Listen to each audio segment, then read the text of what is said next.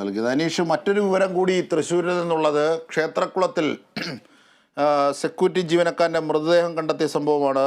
അതെവിടെയാണ്, എന്തൊക്കെയാണ് അതിൻ്റെ വിവരങ്ങൾ?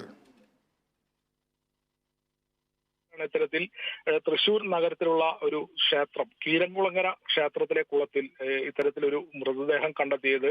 മരിച്ചത് എറണാകുളം സ്വദേശി അനിൽകുമാർ, 55 വയസ്സുള്ള അനിൽകുമാറാണ് മരിച്ചതെന്നാണ് ലഭിക്കുന്ന വിവരം.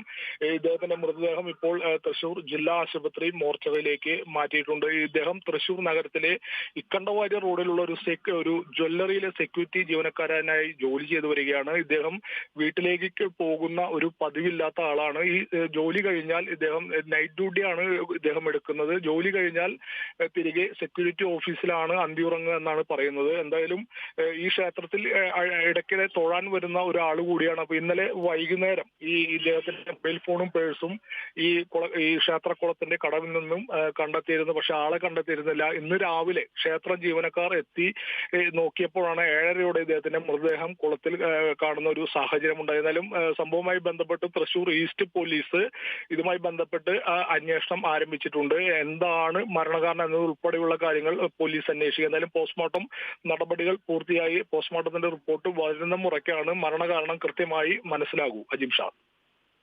ശരി, അനീഷ് ആന്റണിയാണ് വിവരങ്ങൾ, വിശദാംശങ്ങൾ നൽകി.